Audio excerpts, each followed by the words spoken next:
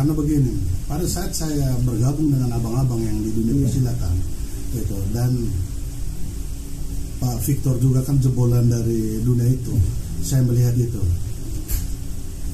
Pada saat tahun 2000, rata-rata kalau teman-teman yang hidup di dunia persilatan di Jakarta, kalau mereka bisa pegang keamanan klub malam itu tuh rata-rata tuh pasti mereka sudah melakukan perang besar antara gangster di Jakarta. Saya hanya cukup waktu 1 tahun, saya sudah bisa pegang klub malam diskotik sampai 2-3 diskotik yang saya pegang.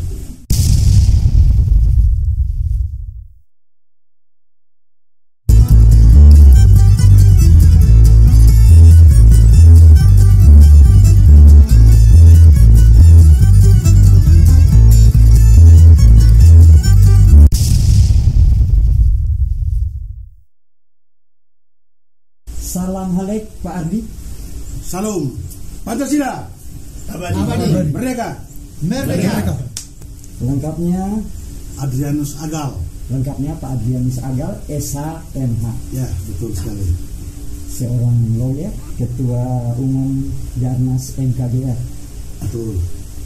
Wasekjen Majelis Pimpinan Nasional Pemuda Pancasila.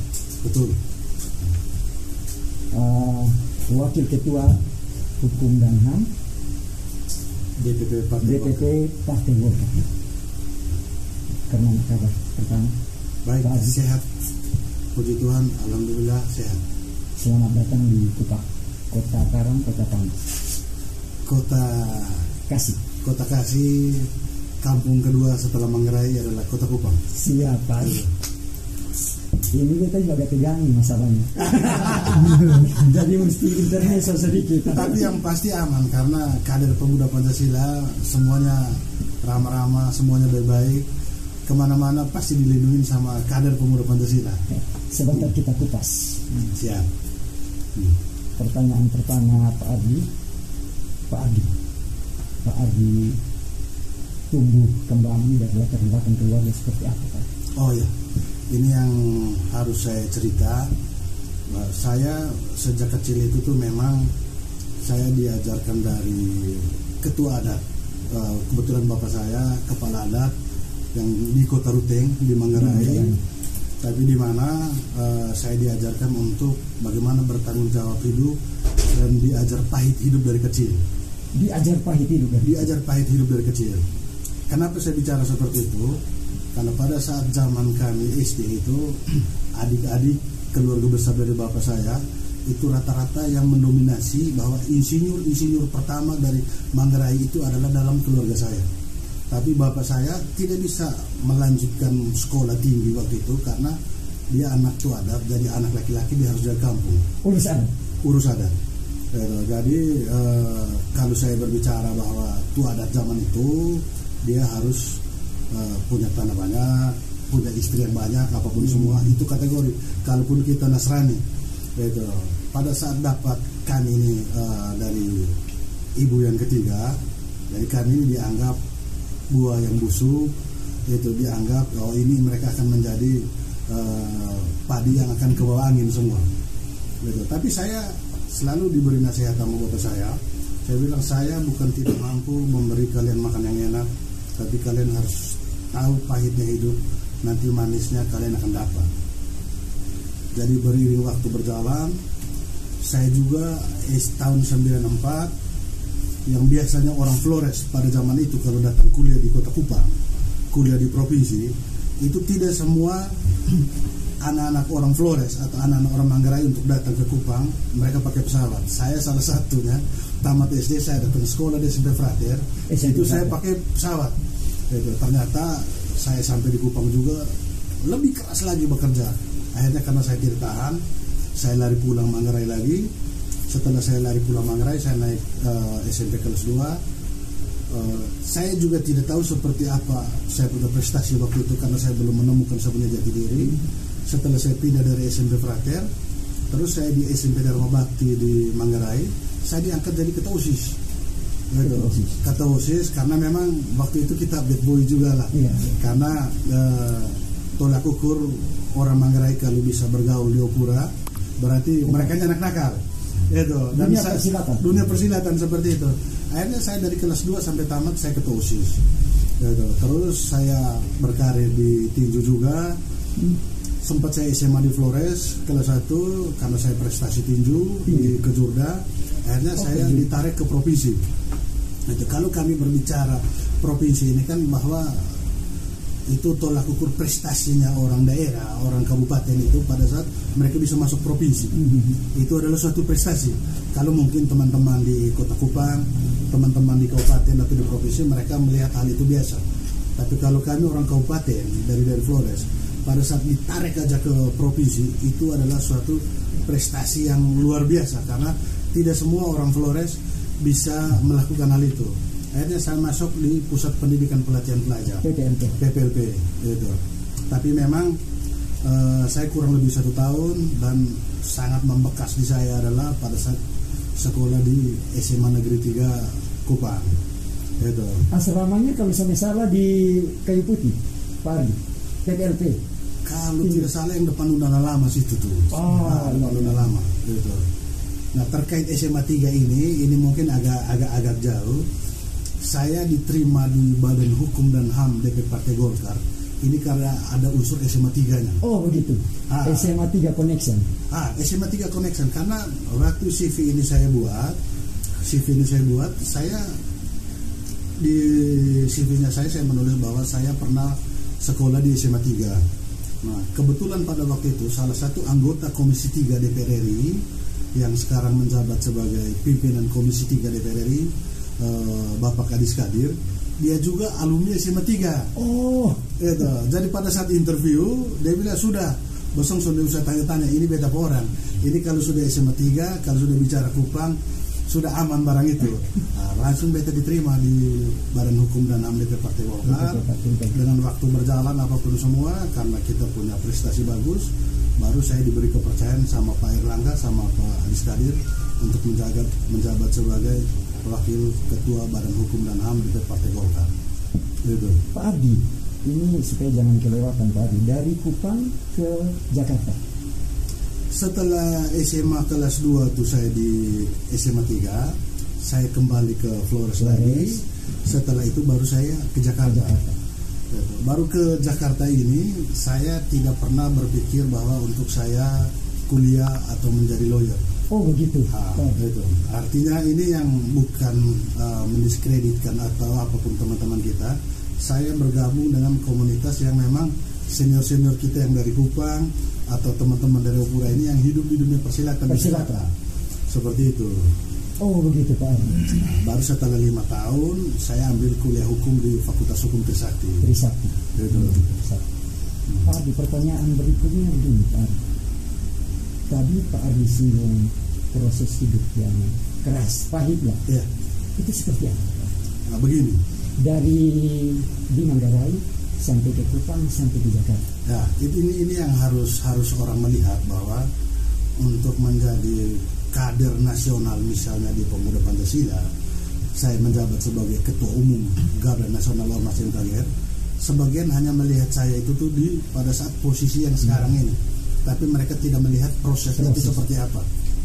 Nah, saya tidak menyalahkan proses itu seperti apa. Saya pernah melakukan waktu zaman SD, itu saya menjual kopi di pasar di Rute sebelum sekolah. Itu dan Manggarai itu terkenal dengan dingin. Iya. Tapi saya sudah melakukan itu. Maksudnya kopi termos ini Pak Ari? Kopi termos ini. Ya, kopi termos ini yang pada saat anak-anak yang lain masih tidur mereka di rumah, gitu. Saya sudah mencari uang di pasar. Gitu. Tapi saya punya orang tua selalu bilang, saya bukan tidak mampu memberi makan yang enak kalian, tapi kalian harus tahu pahit hidup seperti ini, manisnya kalian akan dapat. Saya tidak pernah menerima nasihat seperti itu. Terus karena salah satu pejabat orang Manggarai waktu itu yang ada di Kupang, Kepala Dinas Pertanian Provinsi Pak Domindarung, anak-anaknya sekolah di Jawa semua. Jadi karena sekolah di Jawa, jadi saya berpikir ya udahlah, saya sekolah ke provinsi, pasti saya akan mendapat tempat yang enak di sana. Tapi ternyata saya juga mendapat didikan yang jauh lebih keras lagi di Kota Kupang sini nih. Gitu. Saya sebelum saya pergi berangkat sekolah di SMP Frater, itu beta harus pergi jual sayur di Pasar Impres pagi. Jual sayur di Pasar Impres. Bagaimanapun caranya sebelum berangkat sekolah Pasar Impres, sayur-sayur ini harus laku. Kebetulan ya sedikitnya otak saya agak cair pada saat itu. Jadi bagaimana saya bekerja sama dengan orang pasar.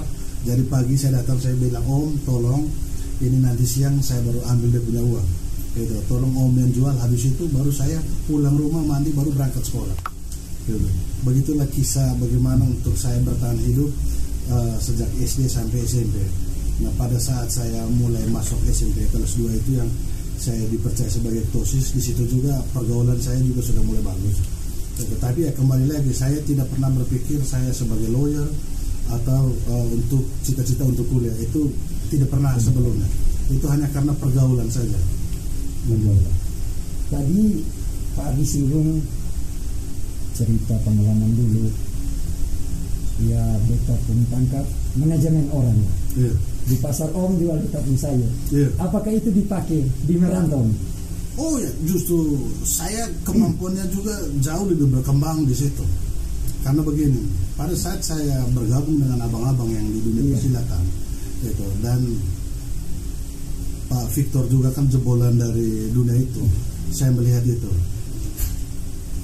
Pada saat tahun 2000, rata-rata kalau teman-teman yang hidup di dunia persilatan di Jakarta, kalau mereka bisa pegang keamanan klub malam itu tuh rata-rata tuh pasti mereka sudah melakukan perang besar antara gangster di Jakarta. Saya hanya cukup waktu 1 tahun, saya sudah bisa pegang klub malam, diskotik sampai 2-3 diskotik yang saya pegang. Kenapa saya bicara seperti itu? Bahwa karena saya punya skill yang untuk mempekerjakan jagoan. Yang lain kan mau jadi jagoan kan berarti butuh keterampilan khusus, dia harus punya nyali, dia harus berani, apapun semua. Kalau saya punya kemampuan untuk mempekerjakan jagoan. Jadi jagoan-jagoan dari Flores, jagoan-jagoan dari Timor ini saya tempatkan mereka di tempat-tempat khusus di klub malam itu. Gitu. Kalau mau jadi orang pintar, gitu. Kalau mau jadi orang pintar, saya pikir sudah terlambat saya untuk menjadi orang pintar. Tapi saya punya skill, kemampuan untuk mempekerjakan orang pintar. Kenapa saya bicara seperti itu? Saya di Bakumham DPP Partai Golkar, saya bisa mempekerjakan dokter-dokter ini. Gitu. Bahkan saya punya kemampuan untuk mempekerjakan profesor-profesor. Gitu. Kalau macam ada suatu perkara yang besar untuk membedah satu kasus secara keilmuan, saya bisa pakai ini profesor, saya bisa pakai ini dokter-dokter ilmu hukum. Kurang lebih itulah kemampuan warisan yang saya dapat dari orang tua saya, bahwa warisan yang memang bahwa saya diberikan skill untuk percaya diri yang tinggi itu, skill yang memang untuk bisa mempekerjakan teman-teman sebagai penyalur untuk pekerjaan, jaringan, apapun semua untuk teman-teman. Seperti itu. Berikutnya begini, yang menarik begini Pak Ardi. Menurut pandangan beta, ini mungkin sambil kita minum kopi. Minum kopi. Lah, ya. Saya tambah. Ya. Biar lebih cair lagi toh.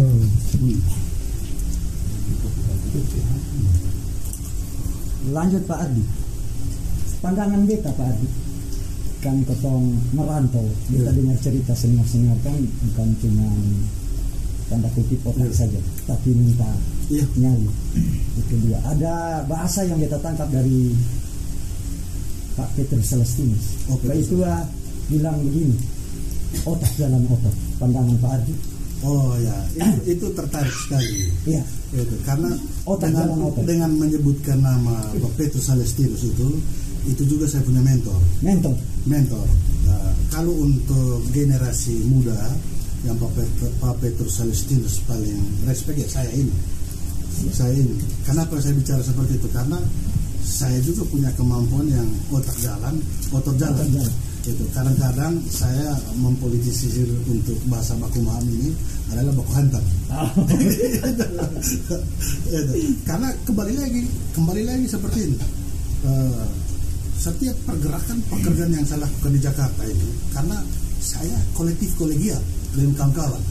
Jadi pada saat macam teman-teman kegiatan di Partai Golkar untuk mendapatkan kekuasaan, pimpinan-pimpinan itu mereka selalu membutuh tenaga-tenaga seperti saya yang punya keterampilan seperti saya, karena saya punya kawan-kawan banyak yang bergerak di bidang keamanan. Itu yang memang mereka tidak berpolitik tapi mereka tegak lurus. Pada saat mereka mendapat kepercayaan dari pimpinan partai politik, kami akan betul-betul tegak lurus dengan pimpinan partai politik itu. Karena dasar itulah pimpinan-pimpinan partai politik mempercayakan itu untuk jabatan-jabatan strategis di Partai Golkar. Gitu. Karena Pak Erlangga tidak mungkin semata-mata dia memberi kepercayaan saya untuk ketua penanganan sengketa wilayah Indonesia Timur kalau bukan karena saya punya poin. Gitu. Selalu saya mengajarkan teman-teman baik di Pemuda Pancasila, di Garda Nasional Ormas MKGR, bahkan saya juga diberi kepercayaan sebagai ketua generasi muda Ormas MKGR. Ketua generasi muda Ormas MKGR itu di dalam Gema ini itu rata-rata semua jadi menteri semua. Itu salah satu ketua di situ adalah Adi Aksa Daud, itu bekas ketua generasi muda Ormas MKGR dan melahirkan beberapa menteri dari generasi muda MKGR ini. Yang tidak punya duit hanya cuman saya saja memegang jabatan strategis itu. Tapi kembali lagi karena saya punya poin. Itu dalam organisasi politik atau dalam organisasi kemasyarakatan seperti Pemuda Pancasila ini, saya selalu tekankan untuk kawan-kawan, mari kita berbuat poin di sini. Kalau kita punya poin bagus, baik pimpinan, pejabat, masyarakat melihat kita punya poin bagus, koin pasti akan datang sendiri. Jadi saya selalu berbicara poin dan koin. Gitu. Nah, teman-teman banyak mereka melihat bahwa ini ada uangnya apa tidak. Mereka selalu berpikir di koin. Gitu. Karena tidak ada koin mereka nggak jalan. Saya bilang salah cara berpikir seperti itu. Cari poin dulu. Pada saat you punya poin, koin datang sendiri. Koin datang sendiri. Gitu. Kurang lebih seperti itu. Berikutnya Pak Ardi, dari seorang Pak Ardi ini, tadi tegak lurus, Pak Ardi jelaskan tegak lurus. Bagi Pak Ardi, loyalitas dan tanggung jawab ini seperti apa kalau mau dimaknai? Oh ya, begini. Saya kalau berbicara untuk tegak lurus ini, karena di dalam partai politik itu kalau saya menganalogikan itu kan dunia yang memang kalau dilihat dari luar bahwa partai politik itu identik dengan kekuasaan. Tapi ya kembali lagi, loyalitas, kepercayaan, khususnya kita orang NTT. Kan kalau berbicara modal, kita orang NTT akan kalah jauh dengan pengusaha-pengusaha yang ada di Pulau Jawa sana. Jadi pada saat kita menjadi orang jujur dan kita berani tegak lurus di situ, kita akan mendapat posisi, apalagi di dalam Partai Golkar. Gitu. Di dalam Partai Golkar ini kurang lebih memang harus loyalitas itu kita tinggi. Nanti pejabat-pejabat yang di atas ini akan memberi ruang untuk kita. Berikutnya Pak Ardi, kan stigma yang terbangun tanda kutip, kopong orang NTT, merantau Jawa, belum kenal kopong hanya tukang tadi itu. Nanti pandangan Pak Ardi. Oh begini, saya juga harus memperjelas perihal itu.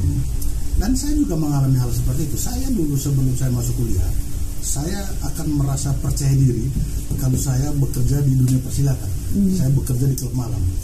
Itu yang memang pada saat posisi sekarang kan bahwa itu adalah dunia-dunia herder lah. Seperti itu. Tapi kembali lagi, itu adalah tentang kesempatan aja semua. Itu tentang kesempatan. Karena apa? Kalau kita memanfaatkan dunia itu, disitulah dunia yang networkingnya kita, jaringan yang kalangan menengah ke atas semua di situ. Jadi alangkah baiknya teman-teman kita tuh untuk mengambil jaringan di situ. Kesempatan itu. Itu.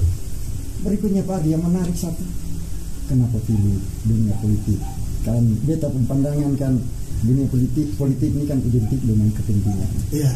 Oportunistik dalam arti sempit. Itu Pak, maknanya seperti apa? Dunia politik. Kalau saya berbicara untuk kebutuhan saya pribadi sekarang, mohon maaf ya, itu saya sudah lebih dari cukup. Tapi kenapa saya masuk dalam partai politik? Karena saya melihat potensi-potensi anak NTT untuk mereka bisa berbuat hal yang lebih besar lagi hanya dengan melalui partai politik ini. Begitu juga dengan teman-teman yang ada di Pemuda Pancasila ini. Gitu. Hanya dengan masuk organisasi ini, teman-teman kita akan mendapat poin yang bagus. Gitu. Mereka akan diberi kesempatan yang lebar di sini, dan saya juga mau menjadi penyalur berkat teman-teman saya. Jadi apapun itu harus masuk partai politik, apapun itu harus masuk organisasi. Seperti itu. Pak Adi, beta cross-check kembali. Maaf, beta harus tanyakan tadi ketemu singgung-singgung para Pemuda Pancasila. Pemuda Pancasila ini kan tadi ketemu singgung bahwa terkesannya tanda kutip ormas yang banyak isi preman. Iya. Nah ini saya harus cerita dulu sedikit. Ini untuk biar memberi pemahaman tentang pemuda Pancasila ini untuk di Nusa Tenggara Timur. Karena pemuda Pancasila ini dibentuk tahun 1959. Dia dibentuk ini oleh TNI. Tapi dibentuk untuk meng-hire ini untuk pemuda Pancasila ini bukan meng-hire orang-orang biasa, tapi meng-hire preman-preman yang ada di pasar, jawara-jawara yang ada di pasar untuk tergabung di dalam organisasi ini untuk menumpas PKI. Untuk menumpas PKI pada zaman itu. Itu pemuda Pancasila lah yang menjadi garda terdepan untuk menumpas PKI. Itu dibentuk sama Jenderal TNI. Dengan waktu berjalan, pemuda Pancasila ini tetap hidup. Dia tetap hidup generasi tahun 70-an, 80-an. Kita tidak memungkiri itu karena memang di dalam pemuda Pancasila ini banyak premannya. Itu setelah generasi 90-an, 2000-an yang ada di pemuda Pancasila ini sudah generasi yang intelektual semua. Kenapa saya berbicara generasi intelektual? Karena hampir di parlemen DPR RI aja sekarang itu tuh semua kader pemuda Pancasila. Saya mengambil satu contoh. Ketua MPR RI itu adalah Wakil Ketua Umum Pemuda Pancasila Pak Bambang Susatyo. Ketua DPD RI itu juga Bang Lanyala Mataliti. Dia Ketua Pemuda Pancasila Jawa Timur. Bahkan anggota MPO Majelis Pimpinan Organisasi itu adalah Presiden kita Republik Indonesia Pak Jokowi. Itu. Begitu juga Pak Maruf Amin. Dia juga sebagai anggota kehormatan di Pemuda Pancasila. Karena pemuda Pancasila dia tidak kemana-mana, tapi dia ada di mana-mana. Kenapa ada di mana-mana? Kadernya dia tuh ada di partai apa aja ada. Baik dia pembuka agama, di eksekutif, di legislatif, kader pemuda Pancasila ini ada di mana-mana. Gitu. Saya juga mau membawa pengaruh pemuda Pancasila ini di NTT ini, karena saya dipercayakan sebagai wakil sekretaris jenderal pemuda Pancasila di wilayah Indonesia Timur ini, bahwa tidak menutup kemungkinan kader-kader PP yang ada di MPW Provinsi NTT, baik juga MPC yang ada di NTT ini, untuk kadernya juga nanti ada di mana-mana. Tapi karena NTT ini baru terbentuk dan baru berjalan dengan ketua sementara Bung Jimmy Leo, saya yakin akan melahirkan generasi pemuda Pancasila yang akan menduduk semua di parlemen-parlemen ke depan, bahkan di eksekutif. Saya bisa jamin itu ke 5 tahun ke depan kader PP yang ada di NTT itu pasti akan ada di parlemen, pasti akan ada di eksekutif. Nah, disinilah akan kita berbicara nanti bahwa pemuda Pancasila akan menjadi garda terdepan untuk membangun Nusa Tenggara Timur ini. Supaya juga ketong sportif Pak Ardi. Iya. Ketong lompat baik setelah pemuda Pancasila. Garnas MKGR. Ya. Highlightnya kemana Pak Ardi secara singkat? Nah begini, kalau kita berbicara Garnas MKGR atau Garda Nasional Ormas MKGR, Ormas ini adalah Ormas Trikarya, Ormas pendiri Partai Golkar. Trikarya. Partai Golkar ini yang mendirikan adalah MKGR. MKGR ini adalah kepanjangan Musyawarah Kekeluargaan Gotong Royong. Ada juga yang namanya Kosgoro. Ada juga yang namanya Soksi. 3 organisasi inilah yang melahirkan Partai Golkar. Terus di dalam MKGR ini ada organisasi kepemudanya. Nah, saya kadang tidak paham juga. Saya diberi kepercayaan, kamu saja sebagai Ketua Umum Garda Nasional Ormas MKGR. Gitu. Dan Garnas MKGR ini sudah besar. Selama saya yang memegang Garnas MKGR ini, saya sudah membentuk kurang lebih dari 34 provinsi, 18 provinsi itu saya sudah bentuk semua. Bahkan di beberapa di Ternate, di Maluku Utara, terus di Lampung, Jawa Timur, itu anggota Garnas rata-rata mereka tuh anggota DPRD provinsi dan anggota DPRD kabupaten kota. Saya yang dipercayakan untuk memimpin mereka itu. Seperti itu. Tadi Pak Ardi, satu menarik ini juga Pak Ardi tadi hotel, Pak Ardi bilang apa? MKGR ketua di provinsi NTT dan kota. Coba saja ada 10 orang semacam itu lebih tertarik, maaf tanda kutip, dari orang-orang dari ex dunia persilatan. Ya. Nah, karena begini, ini sebenarnya antara perpaduan Garnas dengan PP ini itu udah sama. Kenapa saya bilang seperti itu? Di dalam organisasi ini, kebanyakan yang selama itu mereka identik yang memegang organisasi ini semua harus banyak orang intelektual, harus orang baik semua. Tapi mereka tidak pernah memahami orang-orang yang mantan di dunia persilatan ini yang mereka punya kemampuan lebih. Itu. Jadi ibaratnya kalau masuk di dalam Garnas ini, mobil yang rusak sampai di dalam mereka akan jadi mobil build up. Konsep bengkel. Ya, konsep bengkel seperti itu. Daripada mobil yang bagus masuk di dalam jadi mobil rusak. Itu. Artinya kurang lebih saya menganalogikan bahwa daripada pejabat menjadi preman, mendingan preman yang menjadi pejabat. Itu. Kenapa saya tertarik dan saya mau turun di NTT sekarang, mau mengabdi? Karena saya melihat potensi-potensi teman-teman di provinsi ini. Gitu, yang mereka juga punya pengaruh di tanah rantau, apalagi di kampung halaman sini. Gitu. Saya bilang seperti kayak ketua Garnas Kota Kupang, ketua Garnas Provinsi NTT, itu kan luar biasa sebagai putra daerah. Mereka punya pengaruh di tanah Jawa, apalagi di kampung sendiri. Jadi saatnya kalian harus berbuat. Untuk mewakili NTT aja, itu saya kalau sebagai saya kebanggaan saya sebagai ketua umum. Dua kader utama ini sekarang, ketua provinsi Bung Saflena sama ketua kota Bung Ferifu. Dari kalau kita berbicara NTT 22 kabupaten kota, mungkin cukup 10 atau 12 saja kita punya putra daerah kader seperti itu. Saya pikir akan menjadi wajah baru ke depan untuk NTT, untuk bahwa hidup di dunia persilatan tidak identik dengan preman, bahwa itu hanya proses saja. Itu hanya proses.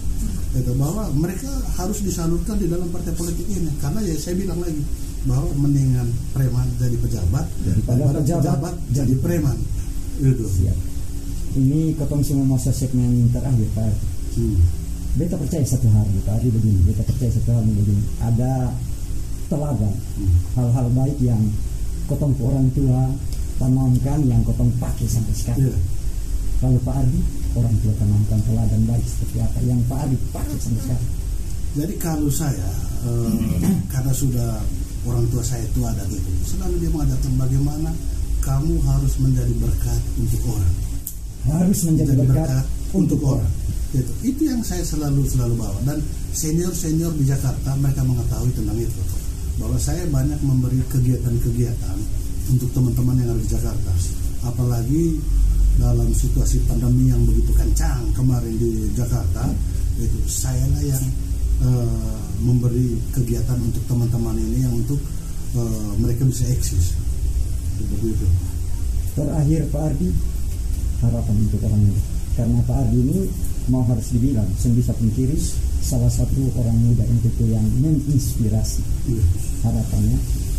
Kalau harapan saya untuk orang muda, anak-anak muda, untuk teman-teman adik-adik orang muda di NTT ini, untuk mereka harus bergabung dalam organisasi pemuda Pancasila ini, untuk mereka berbuat. Kembali lagi yang saya bilang tadi, untuk generasi muda saya pesan mereka tadi itu, buatlah hal yang kecil untuk menjadi hal yang besar.